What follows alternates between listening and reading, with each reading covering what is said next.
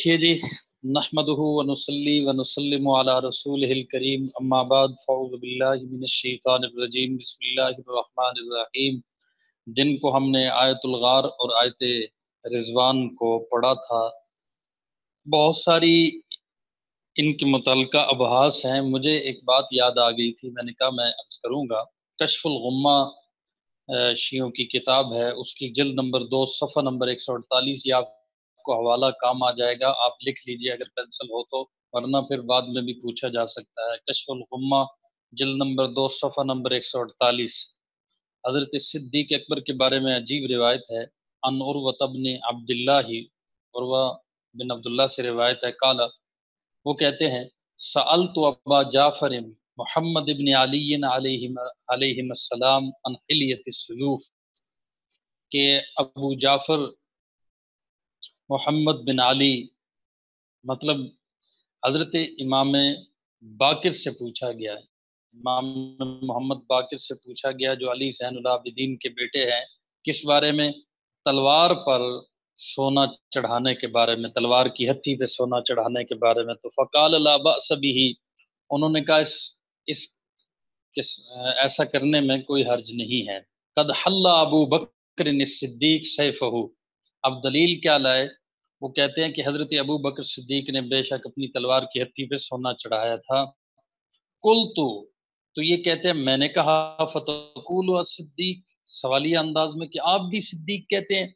अब अगला अंदाज देखिए, खून फातिमा और गैरत अली इन हजरात की रगों में था। हजरत इमाम बाकिर जो कौन से इमाम हैं? हजरत अली के बेटे हजरत हसन, फिर हजरत हुसैन, तीन, और हजरत हुसैन के बेटे ज़ैनुल आबिदीन, चार, पांचवें इमाम कह रहे हैं। क्या अंदाज है? जब इनसे पूछा ना कि मैंने कहा कि आप भी सिद्दीक कहते हैं, तो फवसब वसबतन, उन्होंने छलांग लगाई और किबले की तरफ मुंह कर लिया, बहुत जज्बाती अंदाज में। वस्तकबल किबला वकाल नाम अस्सिद्दीक, अस्सिद्दीक नाम, अस्सिद्दीक नाम, अस्सिद्दीक। हाँ, उन्होंने कहा मैं कहता हूँ, हाँ मैं कहता हूँ सिद्दीक है, वो सिद्दीक है, वो सिद्दीक है। और अगला जुमला अजीब है, फमल्लम यकुल्लहु सिद्दीक, जो सिद्दीक को सिद्दीक न कहे, फला सद्दकल्लाहु लहू कौलन फिद दुनिया वला फिल आखिरा, अल्लाह उसकी किसी बात को न दुनिया में सच्चा करे न आखिरत में सच्चा करे। आप देख रहे हैं कि सिद्दीक सिद्दीक से दिल में कदूरत रखता है उनके हवाले से, तो अल्लाह उसकी किसी बात को दुनिया में भी सच्चा नहीं कर रहा और आखिरत में बिल्कुल ही नहीं सच्चा नहीं होना। देखिए जी, ये एक हवाला था मेरे जहन में। हज़रत अल्लामा साहब ने किसी वक्त सबक पढ़ाते हुए बताया, तो फिर मैंने हज़रत से इसकी तफसील पूछी सबक के बाद, तो हज़रत ने बताया और वो हवाला हमने देखा, तो डायरी में मैंने नोट कर लिया था। देखिए जी, इस तरह की चीज़ें आपके पास होनी चाहिए। मीडिया पे बैठे हुए लोग देखें, 2-4 मिनटों में अल्हम्दुलिल्लाह कोई ऐसी बात मजबूत कह दें तो उसका उम्मत को फ़ायदा हो जाता है, और कमज़ोरी दिखा दें तो उसका नुकसान होता है। ठीक है ना जी? देखिए आयत नंबर 101, आराब मुनाफिकून, और फरमाया तुम्हारे इर्द गिर्द जो देहाती है ना, फरमाया इनमें भी मुनाफिक लोग मौजूद हैं। मिम्मन हौलकुम, तुम्हारे इर्द गिर्द जो लोग मौजूद हैं, इनमें देहातियों में से, इनमें भी, यहाँ 2 दफा में से जो तुम्हारे इर्द गिर्द हैं, इनमें से बाज़ लोग मुनाफिक हैं। वमिन अहलिल मदीनति मरदू अलन निफाक, और फरमाया वमिन अहलिल मदीना, और मदीना के बाशिंदों में भी हैं, तो या मिन तबीज़िया है, यानी बाज़ लोग, कुछ लोग, और उनके बारे में भी अल्लाह रब्बुल आलमीन ने बता दिया। मरदू अलन निफाक, फरमाया ये लोग मुनाफिकत में इतने माहिर हो गए हैं कि ला तालमुहुम, आप उनको नहीं जानते, नहनु नालमुहुम, हम उन्हें जानते हैं। यहाँ आलिमुल गैब होने की नफी हो रही है कि जो इल्म गैब अल्लाह का है वो किसी और का नहीं है। अल्लाह ने अपने बाद सबसे ज्यादा इल्म अपने महबूब मोहम्मद मुस्तफ़ा सल्लल्लाहु अलैहि वसल्लम को दिया है। अल्लाह फरमाते हैं सनुअज़्ज़िबुहुम मर्रतैन, उनको हम 2 मरतबा सजा देंगे। सुम्मा युरद्दून इला अज़ाबिन अज़ीम, फिर उनको एक जबरदस्त अजाब की तरफ धकेला जाएगा। किसी को फोड़े निकले, मस्जिद ज़रार इन्होंने बनाई, वो जला दी गई, حضور کی مجلس سے نکال دیے گئے، اس سے اور زیادہ ذلت کیا ہوتی ہے، اور آخرت کا عذاب بھی ان کے لیے وہ تیار ہے۔ ٹھیک ہے جی، تو اب یہ اللہ اور اس کے رسول کی جو فوج ہے، صحابہ کرام رضوان اللہ تعالی علیہ مجمعین، ان ان کو خطاب کیا جا رہا ہے۔ اس کا مطلب ہے کہ وہ منافق نہیں تھے۔ نبی کریم صلی اللہ علیہ وسلم سے حضرت ابن عباس کی ایک روایت ہے کہ جمعہ کے روز آپ صلی اللہ علیہ وسلم خطاب کے لیے کھڑے اور فرمایا فلاں کھڑے اور نکل جاؤ، تم بلا شبہ منافق ہو، تم بھی نکل جاؤ، تم بھی منافق ہو۔ آپ نے منافقین کے نام پکار پکار کر نکالا اور رسوا کیا۔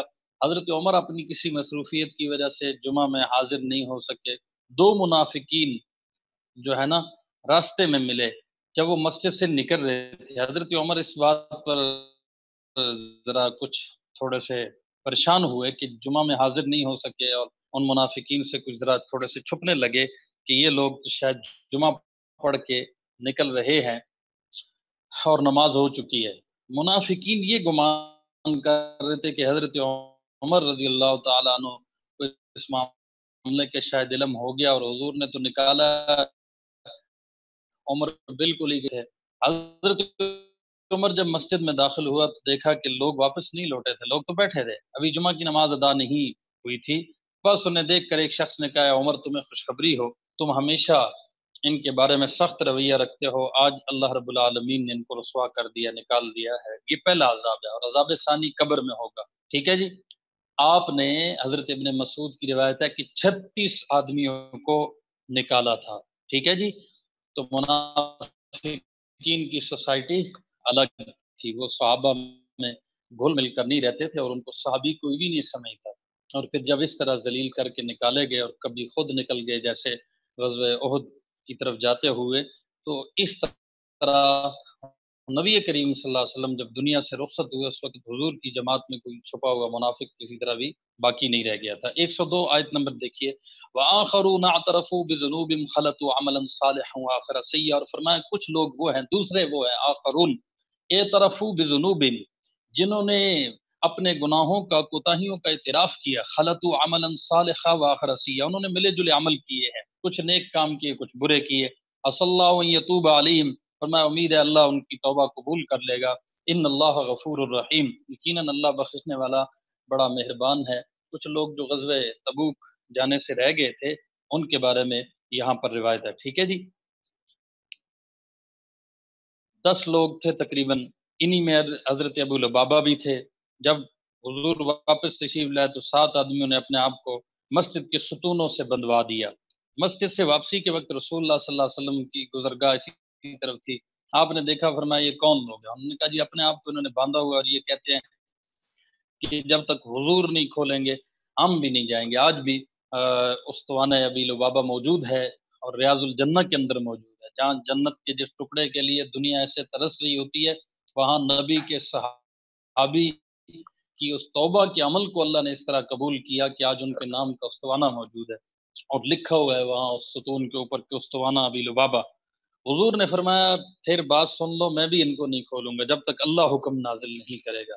میرے عزیز بھائی اور دوستو، 10 تعداد بنتی ہے، 3 کا آگے ذکر آ رہا ہے، وَعَلَى الثَّلَاثَةِ الَّذِينَ خُلِّفُوا، مشہور ہے حضرت کعب بن مالک، حضرت ہلال، حضرت ہلال بن امیہ، اور حضرت مرارہ بن ربیع، جن کا ذکر بڑی تفصیل سے کتابوں میں موجود ہے، درس نظامی کی کتب میں بھی ہے۔ ٹھیک ہے جی، تو منافق تو آتے گئے، اپنے اپنے عذر پیش کرتے گئے، جھوٹ بول کے نبی کریم صلی اللہ علیہ وسلم ٹھیک ہے ان کو نظر انداز کرتے گئے، لیکن جو آپ کے اپنے تھے انہیں رب نے آزمایا، اور پھر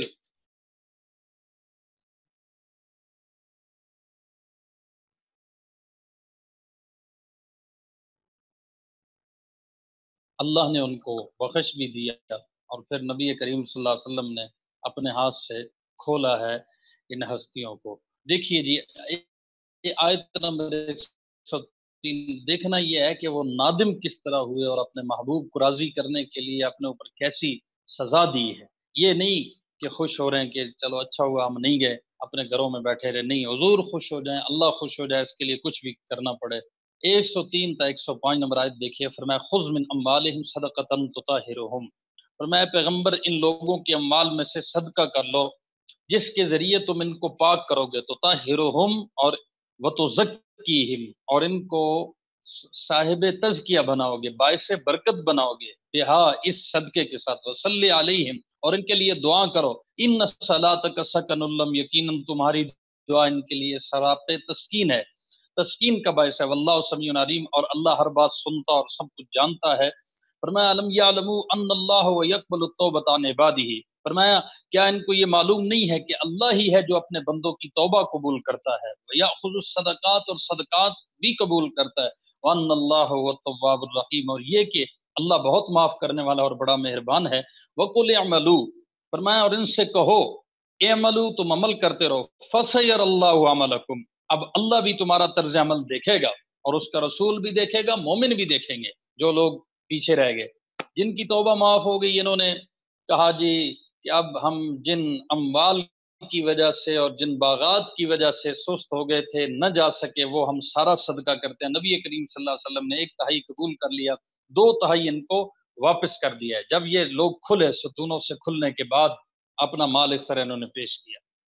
تو اب دیکھیں اللہ کیسی عزت دے رہے ہیں صحابہ کرام کو، فرمایا تمہارے عمل کو اللہ بھی دیکھے گا، رسول بھی دیکھے گا، اور مومن بھی دیکھیں گے، صحابہ کرام بھی دیکھیں گے، اور آگے فرمایا وَسَتُرَدُّونَ إِلَىٰ عَالِمِ الْغَيْبِ وَالشَّهَادَةِ، پھر تمہیں لوٹا کر اس ذات کے سامنے پیش کیا جائے گا، ٹھیک ہے نا جی، جو کون ہے؟ غیب اور شہادت، چھپی اور کھلی باتوں کا پورا علم رکھنے والا ہے۔ فَيُنَبِّئُكُم بِمَا كُنتُمْ تَعْمَلُونَ، پھر وہ تمہیں بتائے گا کہ تم کیا کچھ کرتے رہے ہو۔ فَيُنَبِّئُكُم بِمَا كُنتُمْ تَعْمَلُونَ،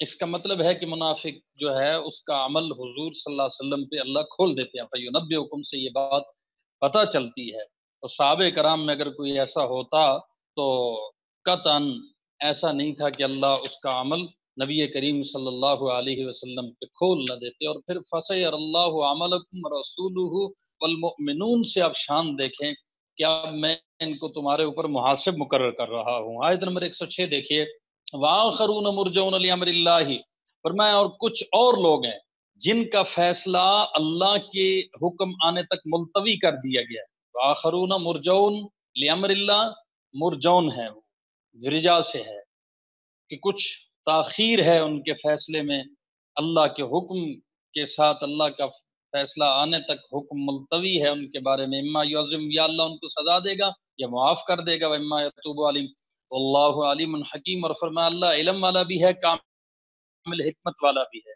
ٹھیک ہے نا جی۔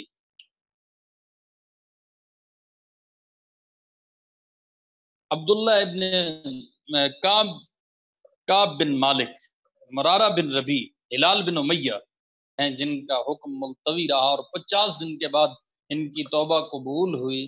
تو لکھا ہے کہ تبوک کے لیے بھی 50 دن لگے تھے، اللہ رب العالمین نے اتنے ہی دن ان حضرات کو آزمائش کی چکی سے ایسے گزارا کہ تبوک میں رومیوں کے خلاف جنگ تھی، تو حضرت کعب بن مالک کو اس رومی بادشاہ کی طرف سے خط آیا کہ دیکھا تمہارے ساتھ یہ کچھ کر رہے ہیں، تم ہمارے ساتھ مل جاؤ۔ حضرت نے اس کو تندور میں ڈالا، اور اتنے روئے کہ آخری پونجی بھی یہ ہم سے لوٹنا چاہتے ہیں۔ آگے دیکھیے ذرا اللہ رب العالمین منافقین کے ساتھ کیا کر رہے ہیں، آیت نمبر 107 اور 108 دیکھیں، والذین اتخذوا مسجدا ضرارا وکفرا، فرمایا اور کچھ لوگ وہ ہیں، دیکھو نا اللہ کو کس سے ڈر تھا؟ اگر حضور کے مخلص ساتھیوں میں کوئی منافقت کا ذرا بھی شائبہ ہوتا، اللہ اس مقام پہ ضرور کھول دیتے۔ آپ اس مقام کو اس اعتبار سے نوٹ کر لیں کہ منافقت کی یہاں کلی کھل رہی ہے، اور ان کا چہرہ پوری طرح ان تکیے کی چادر ہٹائی جا رہی ہے، اور ان کی نقاب کشائی کی جا رہی ہے، اور ان کو دبیز تہوں اور پردوں سے نکال کر اللہ واضح کر رہے ہیں۔ دیکھیں ذرا، فرمایا کچھ لوگ وہ ہے، پیچھے چلا آ رہا ہے نا، والذین اتخذوا، کہ جنہوں نے ایک مسجد بنائی، اتخذوا مسجدا، مسجد کون سی ہے؟ زرارن، تکلیف پہنچانے کے لیے کہ مسلمانوں کو تکلیف پہنچائیں، وکفرن، اور کافرانہ باتیں کرنے کے لیے، کفر کی باتیں کرنے کے لیے مسجد بنائی، وتفریقا بین المؤمنین، اور مقصد یہ بھی ہے کہ مومنوں میں پھوٹ ڈالیں، وارصادا لمن حارب اللہ ورسولہ من قبل، اور اس شخص کو ایک اڈا فراہم کریں۔ مرصد کہتے ہیں گھات لگانے کی جگہ کو، ارصاد رصد گاہ، شکارگاہ کو کہتے ہیں۔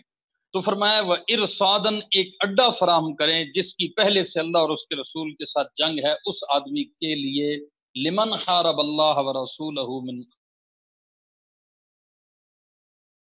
فرمایا یہ لوگ ضرور قسمیں ضرور کھا لیں گے کہ بھلائی کے سوا ہماری کوئی نیت نہیں۔ نبی کریم صلی اللہ علیہ وسلم تبوک کی طرف جا رہے تھے تو انہوں نے کہا جی کہ بارش اور موسم خراب ہونے کی صورت میں لوگ مسجد نبوی نہیں جا سکتے، تو ہم نے ایک مسجد چھوٹی سی بنائی ہے، تو یہ مسجد قباء کے قریب تھی، تو وہاں آپ ذرا آئیں اور افتتاح کر دیں تاکہ آسانی رہے۔ اللہ فرما رہے ہیں بڑی قسمیں اٹھائیں گے کہ نیت ہماری مسجد کی ہے۔ اللہ فرما رہے ہیں واللہ یشہد ان المنافقین لکاذبون، وہ دوسری جگہ پہ فرمایا نا، تو یہاں کیا واللہ یشہد انہم لکاذبون، اللہ فرما رہے ہیں لیکن اللہ اس بات کی گواہی دیتا ہے کہ وہ قطعی جھوٹے ہیں۔ لا تقم فیہ ابدا، نماز پڑھنا تو دور کی بات ہے، اے پیغمبر نام نہاد مسجد میں نماز کے لیے کھڑے بھی مت ہونا، لا تقم فیہ ابدا۔ اگلی مسجد سبحان اللہ، مسجد قباء کی شان بیان کی، جس قباء کی مسجد میں 2 رکعت اگر نفل پڑھے جائیں تو عمرے کا ثواب ملتا ہے، سبحان اللہ۔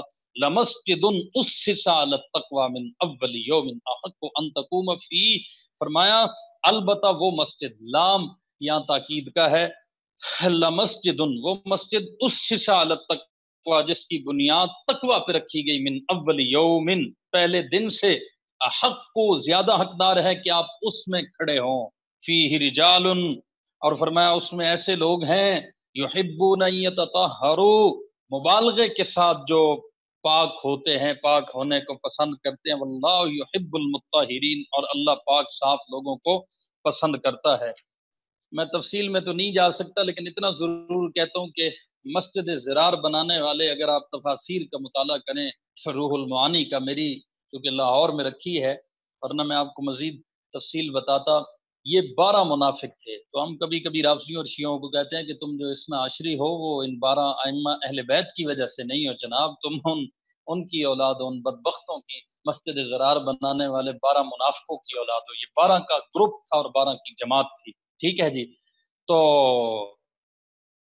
نبی کریم صلی اللہ علیہ وسلم کو اللہ رب العالمین نے حکم دیا اور حضور نے اپنے صحابہ کرام میں سے بعض حضرات کو تبوک سے واپسی پہ ارادہ تھا کہ ادھر آئیں گے، لیکن حضور صلی اللہ علیہ وسلم نے اللہ نے وحی کی اور حضور نے اپنے صحابہ کو بھیجا اور اس کو جلوا دیا، یہ چیختے چلاتے رہے لیکن حضور کا حکم تھا اور اللہ رب العالمین کا فیصلہ تھا کہ اب جو پہلے ان کو برداشت کیا جاتا رہا اب ختم برداشت ساری اور ان کا بالکل صفایا کر دو۔ میرے عزیز بھائیو، یا اللہ نے انصار کی خوبی بیان کی، سبحان اللہ، ہائے ہائے ہائے، حضور صلی اللہ علیہ وسلم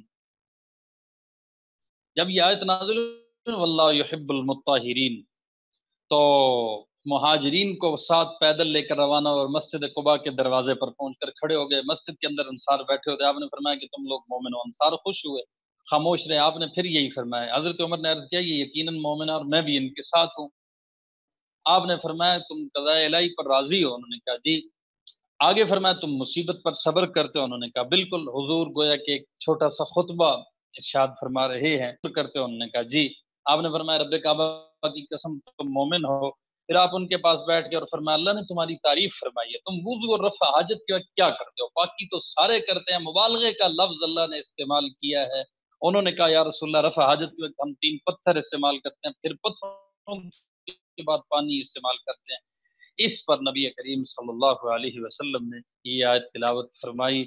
اچھا جی،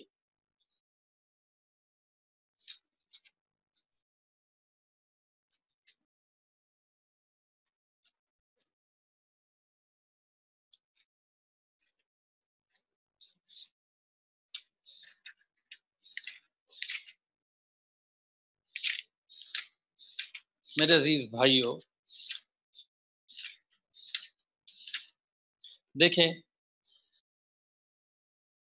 آگے آیت نمبر 111 ہے، فرمایا ان اللہ اشترى من المؤمنین انفسهم واموالهم بان لهم الجنہ، بیت عقبہ میں جو حضرات شریک ہوئے، بیت عقبہ اولا اور بیت عقبہ ثانی انصار کے لوگ تھے، تو عقبہ پہاڑی کو کہتے ہیں، منار یہ جو جمرہ عقبہ اس کے درمیان یہ جگہ اور آج کل یہ کھلی ہے، یہاں پر حضرات نے بیعت کی، مدینہ طیبہ والوں نے، اور پھر حضرت مصعب کو بھی ساتھ لے گئے، تو یہاں اللہ رب العالمین ان کے بارے میں فرما رہے ہیں کہ واقعہ یہ ہے کہ ان اللہ اشتری من المؤمنین، اللہ نے مومنوں سے ان کی جانیں اور ان کے مال اس بات کے بدلے خرید لی کہ اللہ نے مومنوں سے کہ جنت انہی کی ہے، یقاتلون فی سبیل اللہ، واللہ کے راستے میں جنگ کرتے ہیں، فیقتلون ویقتلون، جس کے نتیجے میں مارتے بھی ہیں اور مرتے بھی ہیں، وعدن علی حقا فی التورات۔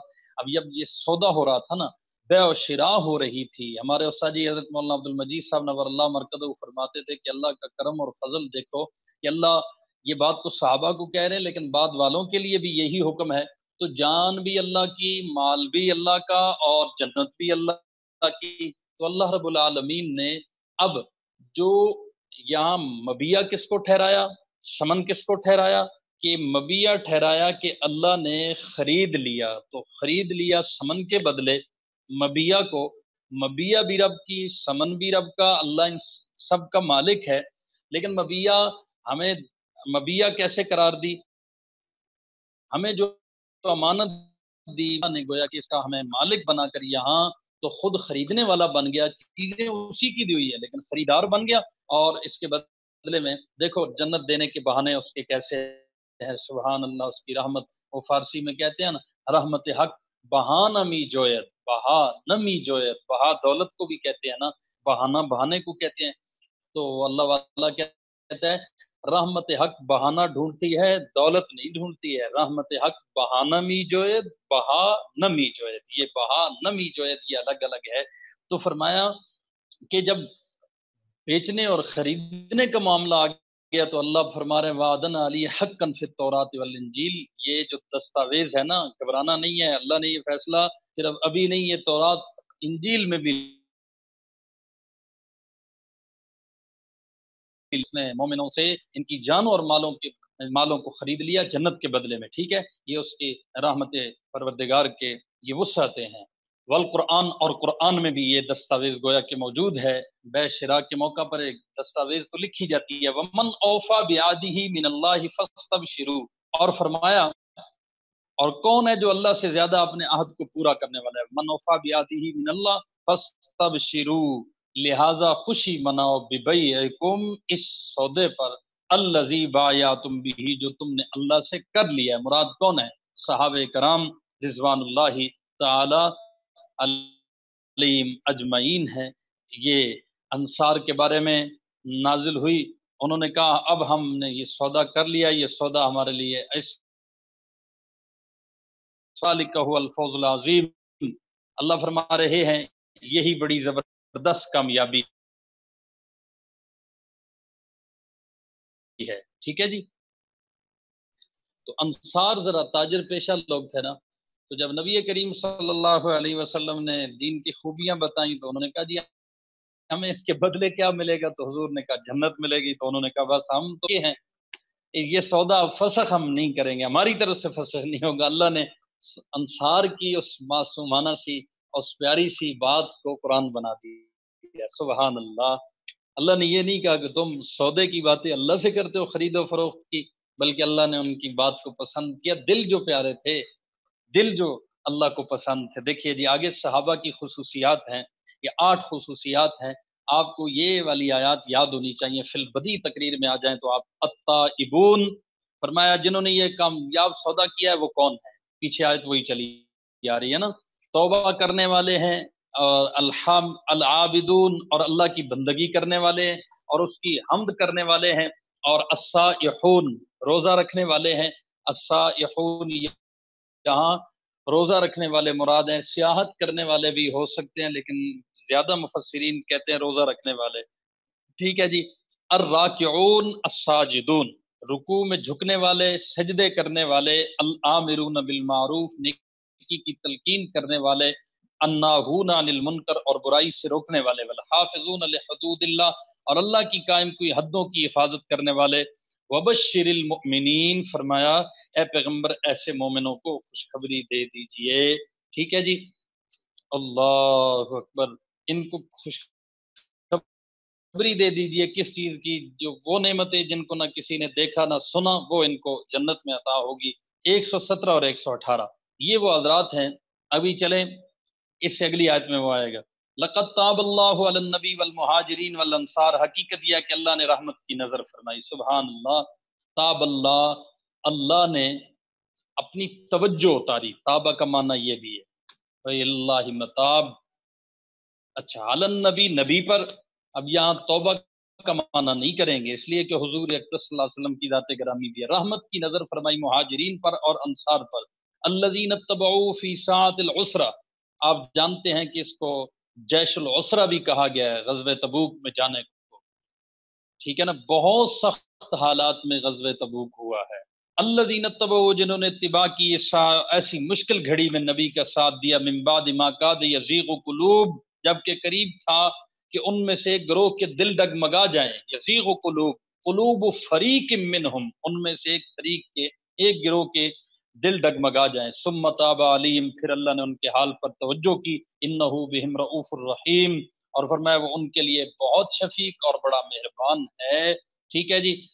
یہ حضرات تھے بعض ایسے کہ جو لڑتے رہے. انہوں نے کہا ابھی اگر نہ بھی گئے تو اتنی تعداد ہے کہ کامیابی ہوگی.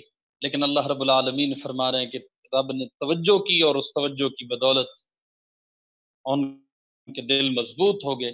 وعلی الثلاثۃ الذین خلفوا، اور کچھ التوا کے ساتھ جو خلفوا، جن کا فیصلہ ملتوی کر دیا گیا تھا. حتی اذا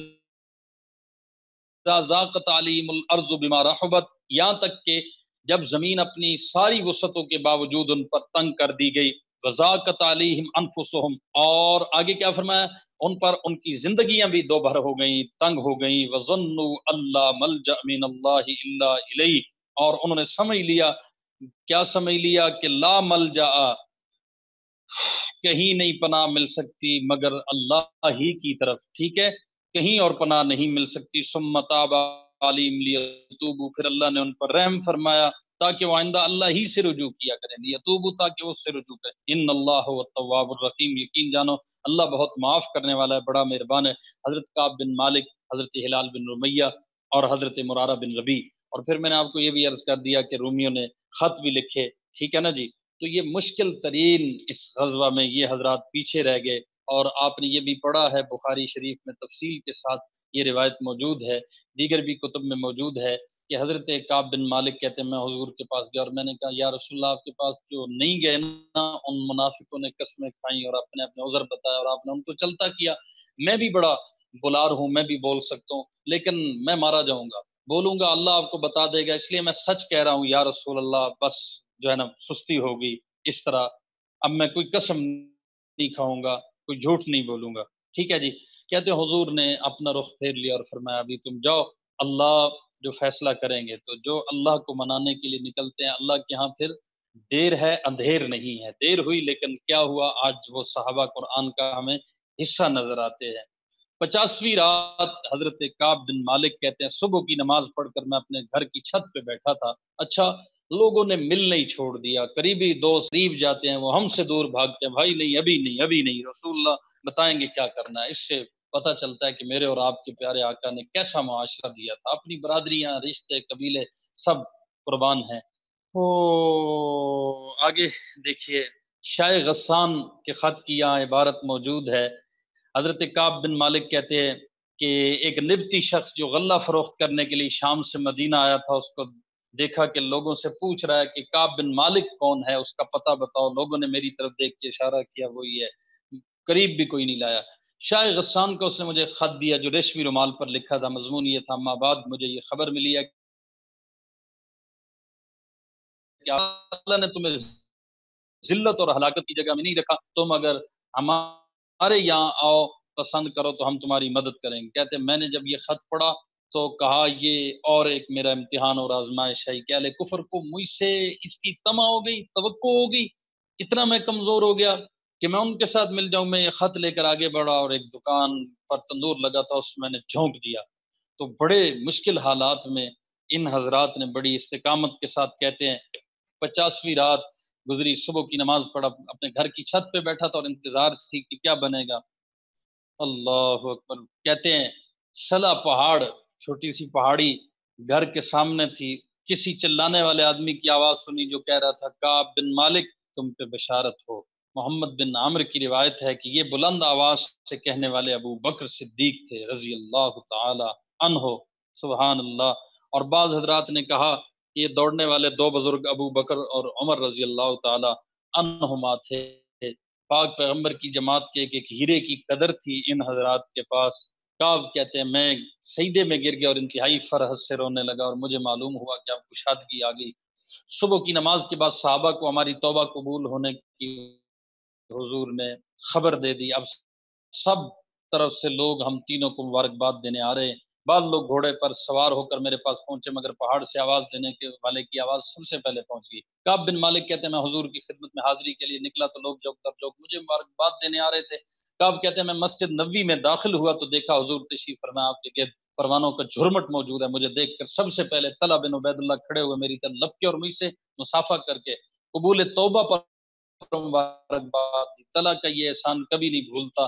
جب میں نے حضور کو سلام کیا، سبحان اللہ، آپ کا چہرے مبارک 50 دن کے بعد محبوب ترین ہستی خوشی کی وجہ سے اگر اس طرح چمک دمک سے ملے، آپ نے فرمایا کعب تمہیں بشارت ہو، تمہیں ایسے مبارک دن کی خوشخبری ہو جو تمہاری عمر میں پیدائش سے لے کر آج تک سب سے زیادہ بہترین دن ہے۔ یہ حکم آپ کی طرف سے ہے؟ یہ کہتے ہیں میں نے پوچھا یہ اللہ کی طرف سے ہے؟ فرمایا نہیں، تم نے سچ بولا تھا، اللہ نے تمہاری سچائی کو ظاہر کر دیا۔ ٹھیک ہے نا جی۔ خیر میرے عزیز بھائیوں اور دوستو، حضرت کعب بن مالک کہتے تھے سچ بولنے کی وجہ سے اللہ رب العالمین نے مجھے بہت بڑی آزمائش سے بچا لیا۔ آگے دیکھیے آیت نمبر 119 اور 120، یا ایھا الذین آمنوا اتقوا اللہ وکونوا مع الصادقین، اے ایمان والو اللہ سے ڈرو اور سچے لوگوں کے ساتھ رہا کرو۔ سچے لوگوں کے ساتھ رہنے کا مطلب یہ نہیں کہ ان کے محلے میں گھر بنا لو، سچے لوگوں کے ساتھ رہنے کا مطلب ہے ان جیسے رہو، نظریہ اور فکر اور سوچ سچے لوگوں والی تمہاری ہونی چاہیے۔ ما کان لأہل المدینۃ ومن حولهم من الاعراب ان يتخلفوا عن رسول اللہ، فرمایا مدینہ کے باشندوں اور ان کے ارد گرد کے دیہات والے جو لوگ ہیں ان کے لیے یہ جائز نہیں تھا کہ وہ اللہ اور اس کے رسول کا ساتھ دینے سے پیچھے رہیں، کہ تخلف کریں، یہ تخلفوا عن رسول اللہ ولا يرغبوا بانفسهم عن نفسه، اور یہ جائز نہ تھا کہ بس وہ اپنی جان پیاری سمجھ کر حضور کی جان سے بے فکر ہو کر بیٹھے۔ اب جب تبوک میں یہ تھوڑی سی سرزنش ہوئی تو پھر اس کے بعد صحابہ کرام کا حال یہ تھا کہ بس جہاد کی آواز لگی اور سارے ہی نکل گئے۔ تو نبی کریم صلی اللہ علیہ وسلم کے بارے میں یہ ہوا کہ شاید حضور کو مدینے میں اکیلے ہی چھوڑ دیں، اور آپ جس طرف کوئی سریہ بھیجتے تو سارے ہی نکلنے کی خواہش کرتے۔ اس بات کی طرف اشارہ ہے، ذالک بانہم لا یصیب ظمأ ولا نصب ولا مخمصۃ فی سبیل اللہ، اللہ فرما رہے ہیں یہ اس لیے کہ ان مجاہدین کو جب کبھی اللہ کے راستے میں پیاس لگتی ہے نا، لا یصیبہم ظمأ ولا نصب،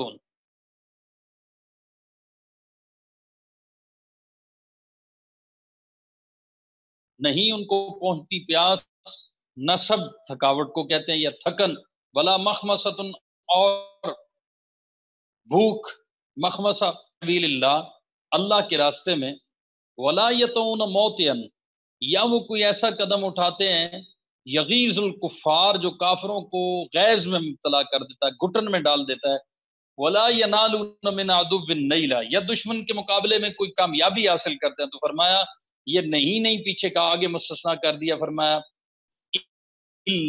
لا کتب لہم بہ عمل صالح، مگر ان سارے کاموں کا بدلہ کیا ہوتا ہے ان کے نام اعمال میں ہر ایسے کام کے وقت ایک نیک عمل لکھ دیا جاتا ہے۔ بھوک ہو، تھکاوٹ ہو، یا کوئی کامیابی ملے، یا کفار کو اور تڑپائیں، اس کا مطلب ہے کفار کو تڑپانا بھی اللہ کو پسند ہے۔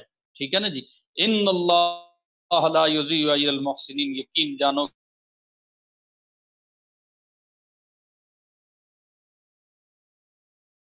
فیکم غلظہ، کہ کافر تم سے توقع نہ لگائے ہیں بلکہ وہ تمہارے اپنے بارے میں تمہارے دل میں سختی محسوس کریں اور اس کا بھی روب پڑے گا۔ یاد رکھیں حضرت فرماتے تھے جس کو ابو بکر پسند نہیں آیا اس کو میں اور آج کا مولوی کیسے پسند آ گیا۔ اس کا مطلب ہے کہ کمزوری ہمارے ایمان میں ہے نا، کہ کافر ہم سے امید لگا بیٹھا ہے۔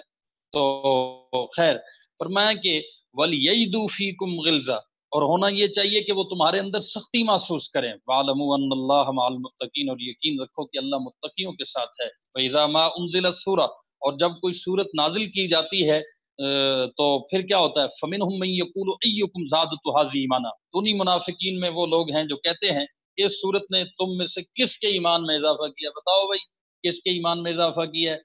ایکم زادتہ ھذی ایمانا، اس صورت نے تم میں سے کس کا ایمان زیادہ کیا؟ فاما الذین آمنوا فزادتہم ایمانا. اب جہاں تک ان لوگوں کا تعلق ہے، اللہ فرماتے ہیں جو لوگ ایمان لائے ہیں نا ان کی ایمان میں تو اس صورت نے فزادتہم ایمانا واقعی اضافہ کیا ہے. وہم یستبشرون، اور وہ اس پر خوش ہوتے ہیں. ٹھیک ہے جی. اور منافقوں کی بدباطنی اور خباثت بتا دی کہ دیکھو یہ اللہ کی صورتوں پہ بھی مذاق اڑاتے ہیں اور جن پر آتی ہیں ان کے ایمان کو نشانہ بناتے ہیں. تو جو ان کے ایمان کو نشانہ بنائے وہ خود بدبخت نشانہ بن جاتا ہے. صحابہ کا مرتبہ اور بلند ہو جاتا ہے. اللہ فرماتے ہیں وَهُمْ يَسْتَبْشِرُونَ فَزَادَتْهُمْ ایمانا. اچھا جی آگے دیکھیے آیت نمبر 128. لَقَدْ جَاءَكُمْ رَسُولٌ مِّنْ أَنفُسِكُمْ. یہاں یہ ضمائر ہیں. ہائے ہائے ہائے، کم ہے، کم، پھر انفسکم ہے، پھر مانتم ہے، پھر کم ہے. مراد اس سے کون ہے؟ جمع مذکر مخاطب کا صیغہ. صحابہ کرام رضوان اللہ تعالی علیہ مجمعین نے فرمایا لوگو تمہارے پاس ایک ایسا رسول آیا ہے، سبحان اللہ سبحان اللہ، من انفسکم، جو تمہیں میں سے. اور ایک اس کی ارادیوں بھی ہے من انفسکم. انفسکم، انفسکم ہو تو تمہیں میں سے ہے، اور انفس ہو تو نفیس سے یہ اس میں تفضیل ہے. انفس کہ رسول صلی اللہ علیہ وسلم جتنے پیچھے نسب کے سلسلوں سے گزر کے آئے وہ سارے نفیس ترین تھے. نفیس ترین تم میں سے جو لوگ انفسکم، انفس میں سے یہ آیا ہے. گویا کہ حضور کے والدین کی طرف سے ہو، والدہ والد کی طرف سے ہو، کسی ایک رشتے کسی ایک نسب کے سلسلے میں بھی شبہ نہیں ہے. سارے نفیس ترین لوگ ہر اعتبار سے انفس، صرف نفیس ہی نہیں بلکہ انفس لوگ. ٹھیک ہے میرے بھائیوں. دیکھیے جی السلام علیکم. دیکھیے جی تو فرمایا کہ وہ تمہیں میں سے، جو تمہیں میں سے ہے، ٹھیک ہے، عزیز علیہ مانتم، اللہ بہت زیادہ اس پہ مشکل ہوتی ہے. مانتم جو تمہیں تکلیف دیتی ہے، جو تمہارے اوپر جو بھاری ہو، ہر تمہاری تکلیف اس کو بہت گراں اور بھاری محسوس ہوتی ہے. حریص علیکم، اور تمہارے اوپر حریص ہے، تمہاری بھلائی کی اس کو دھن لگی ہے. ٹھیک ہے جی. بالمؤمنین رؤوف الرحیم، اور مومنوں کے لیے انتہائی شفیق نہایت مہربان ہے. تو یہاں صحابہ کا ذکر کتنی بار ہو گیا؟ جاءکم ایک، انفسکم دو، مانتم تین، اور علیکم چار، اور پانچ مرتبہ ایک آیت میں رب جن کا تذکرہ کرتا ہے ان کو صحابہ کہا جاتا ہے. ایک چھوٹی سی آیت ہوتی ہے اور اللہ مختلف زاویوں سے ان کا تذکرہ فرماتے ہیں. میرے عزیز بھائی اور دوستو، یہ سورۃ التوبہ کی آیت کریمہ جس پہ سورۃ التوبہ مکمل ہوئی، صحابہ کا تذکرہ اللہ کا محبوب ترین اور پسندیدہ تذکرہ ہے کہ اللہ رب العالمین نے کس طرح ان کی خوشبوؤں سے قرآن کو مہکا رکھا ہے. بہت سارے مضامین ہیں لیکن میری کوشش ہوگی کہ آگے جو آیات تو مثال کے طور پہ ضمائر سے پتہ چل جاتی ہیں، یا ایھا الذین آمنوا سے صحابہ اس میں شامل ہیں، وہ بھی کرتے جائیں گے انشاءاللہ، کیونکہ پورے قرآن کی آیات صحابہ ہو جائیں تو یہ آپ کا بھی انفراد ہے، آپ کا بھی اعزاز ہے، میری بھی سعادت ہے. لیکن جہاں جہاں مارکے لگتے ہیں ان آیات کو بطور خاص، اور پھر ایک مضمون ہے جس میں بہت زیادہ آیات سمٹ آتی ہیں، وہ میں پھر انشاءاللہ آپ کو تھوڑا سا آگے چل کے بتاؤں گا. ہمارے بزرگ تھے حضرت علامہ سید نور الحسن شاہ صاحب بخاری، تنظیم اہل سنت کے صدر تھے، اور حضرت علامہ خالد محمود صاحب، حضرت مولانا عبدالستار توسوی صاحب ان کے بڑے گہرے یاروں کی طرح دوست ہے. دارالعلوم دیوبند کے فاضل تھے، بڑا اونچا نام ہے. علامہ انور شاہ صاحب کشمیری کے شاگرد تھے. انہوں نے ایک کتاب لکھی الاصحاب فی الکتاب، بہت پیاری کتاب ہے کہ صحابہ قرآن میں. لیکن چونکہ شاہ جی بہت بڑے ادیب تھے انہوں نے ایسے ادب کے رنگ میں لکھی، آپ اس کتاب کو ضرور پڑھیں۔ میں طالب علمی میں اس کتاب کا بڑا عاشق تھا، اب بھی ہوں۔ تو پڑھتے پڑھتے ایک دن میں نے اس کا پورا خلاصہ نکالا، آپ حیران ہوں گے خلاصہ کتنے صفحوں میں نکالا، 1 2 3 4 5 6 7 8 صفحوں میں اس کا خلاصہ نکالا۔ پہلے پوری کتاب کو پڑھا، پڑھنے کے بعد ہاں جی یہ پوچھ رہے ہیں کہ ملتان والے، جی سید نور الحسن شاہ صاحب بخاری ملتان والے بڑے عجیب عالم تھے، ان کی کتابیں ساری عجیب ہیں، صحابہ کرام کا عادلانہ دفاع ہے، اور اللہ صاحب فی الکتاب ہے، بشریت النبی پہ ہے، توحید اور شرک کی حقیقت پہ ہے۔ یہ اپنے اکابر کی کتابیں حاصل کرتے رہیں، یہ آہستہ آہستہ ملنا مشکل ہو جائیں گی، ناپید ہو جائیں گی۔ شاہ صاحب کی پوری اس کتاب کی تلخیص کی تقریباً 7-8 صفحوں میں، ٹھیک ہے۔ وہ آپ کو عجیب بات بتاؤں، مضمون میں تھوڑا سا اشارہ کر دیتا ہوں کیونکہ سبق آج کا ہمارا مکمل ہو گیا، کہ آپ قرآن مجید میں جو خدا اور رسول کے مابین قرب و معیت کے جلوے ہیں نا، شاہ صاحب نے ان پر تفصیل سے لکھا۔ تقریباً کتاب کا یوں سمجھیں کہ آدھا حصہ، آدھے سے کچھ کم اس پہ صرف ہوا کہ اللہ اور اس کے محبوب کے مابین جو قرب ہے، جو وصل ہے، اس پر پھر آیات لائی۔ مثال کے طور پہ مثال دیتا ہوں کہ شاہ صاحب کہتے ہیں کلمہ طیبہ، کلمہ شہادت، اللہ کے بعد اسم گرامی کس کا ہے؟ حضور کا اسم محتشم ہے نا، آذان میں، تکبیر میں اور تحلیل میں شہادت کی صدا جہاں بلند ہوتی ہے، اچھا تو وہاں کیا ہے؟ حضور اکرم صلی اللہ علیہ وسلم کی بات بھی ہوتی ہے، شہادت رسالت، شہادت و توحید ساتھ ساتھ چل رہی ہے، ذکر الہی کے ساتھ ذکر رسول، درود میں ضروری ہے، حمد و صلات میں، خطبات میں، خطابات میں درود و سلام لازم ملزوم ہے، عالم برزخ میں، قبر کے اندر سوالات میں، قرآن کریم میں ہر جگہ خدا اور رسول کے قرب و وصل کے جلوے تڑپتے نظر آتے ہیں۔ اب وہ کیا ہے؟ 100 مقامات پر غور کیجئے ذرا اس بات پہ، یہ پھر میں آپ کو انشاءاللہ پھر کسی وقت اس کی چاشنی ہم دوبالا کریں گے۔ 100 مقامات پر اللہ نے اپنے اسم اعظم کے ساتھ اپنے رسول اکرم کا اسم گرامی وابستہ فرما کے اپنی ذات کے ساتھ اپنے رسول کو، رسول کی ذات کو لازم قرار دیا ہے۔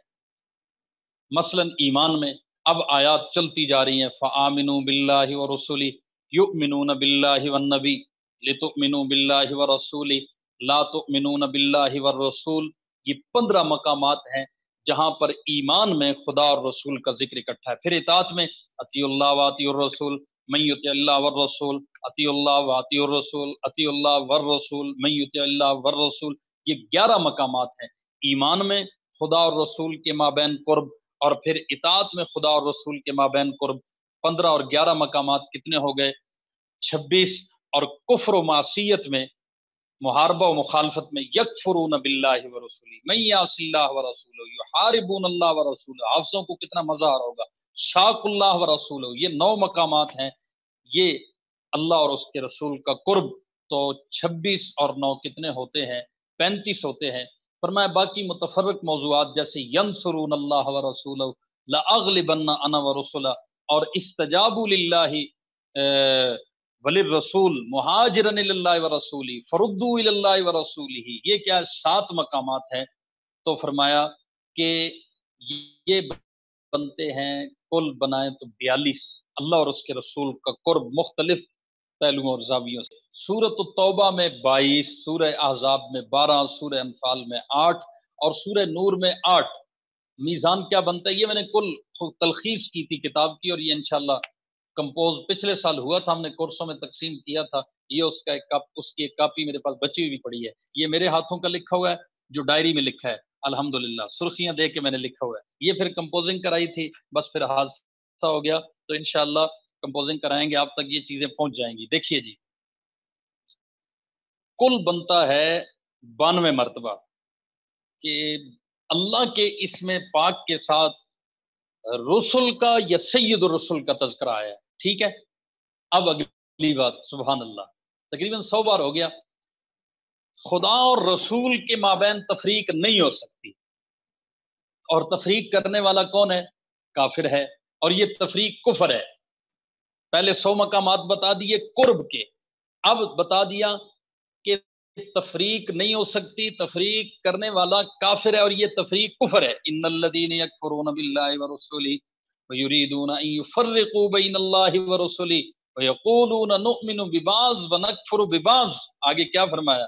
سورہ نساء ہے، پارہ نمبر 6 ہے، اولئک هم الکافرون حقا. اللہ فرماتے ہیں یہ تفریق کفر ہے اور یہ کرنے والا پکا کافر ہے. اتنی بات ہو گئی. اب دیکھیے، رسول یا رسل اور باری تعالی ان کا قرب 100 مقامات پہ، اور اس قرب میں جدائی کرنے والا، تفریق کرنے والا وہ کافر ہے اور یہ تفریق کفر ہے. ٹھیک ہے؟ اچھا، آپ سمجھ رہے ہیں یہ میں کوئی رسول کو یا رسل کو، آپ کا عقیدہ الحمدللہ صحیح ہے. چینی شوگر کے مریض کو منع ہوتی ہے، جو صحیح ہوتا ہے اس کو منع نہیں ہوتی. کوئی خراب عقیدے کا بیٹھا ہوتا تو وہ کہتا ہے شاید رسول خدا کی ذات میں سے ہوتا ہے، نور من نور اللہ ہوتا ہے، یا رسول خدا کی ذات میں سے ہوتے ہیں. آپ کے عقائد درست ہیں، آپ کو پتہ ہے کہ میں کس اعتبار سے خدا اور رسول کا قرب بتا رہا ہوں. سمجھ آ رہی ہے کہ ایمان میں ضروری ہے خدا اور اس کے رسول کو مانا جائے، اطاعت میں ضروری ہے. ٹھیک ہے جی. اسی طرح ان کی بات ماننے میں، اتباع میں ضروری ہے، نصرت میں ضروری ہے، اور غلبہ میں ضروری ہے، ہجرت میں ضروری ہے. یہ ساری باتیں آپ جانتے ہیں. اب اگلا ٹاپک کیا ہے کہ رسول اور اصحاب رسول میں قرب اور وصل کتنی بار ہے. آپ دیکھیں گے، آپ صلاۃ و سلام میں ہے، نماز میں ہے، تشہد میں ہے. ٹھیک ہے جی. اچھا، اور آگے چلتے جائیں. سبحان اللہ سبحان اللہ، کیا بات ہے.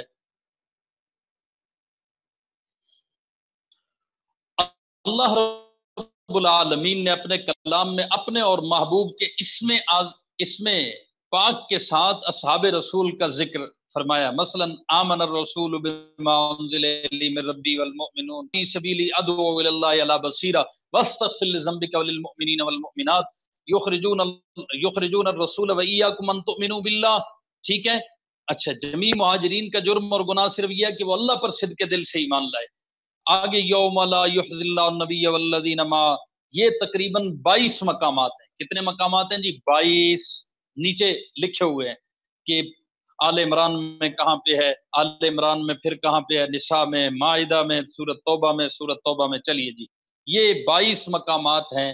22 مقامات جہاں اللہ رب العالمین نے اپنے اور اپنے محبوب کا تذکرہ بتا دیا. اس میں آج کا بھی ہے لقد تاب اللہ علی النبی والمہاجرین والمؤمنین. اچھا جی،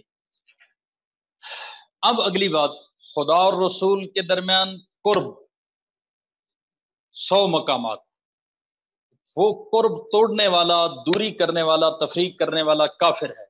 اگلا ٹاپک کیا، اگلا مضمون کیا کہ رسول اور اصحاب کے درمیان قرب، اور اس قرب میں تفریق ہو ہی نہیں سکتی. جیسے خدا اور رسول کے درمیان تفریق نہیں ہو سکتی، رسول اور اصحاب کے درمیان تفریق نہیں ہو سکتی. وہاں تفریق کرنے والا کافر ہے تو یہاں بھی تفریق کرنے والا کافر ہے. آپ دیکھیے،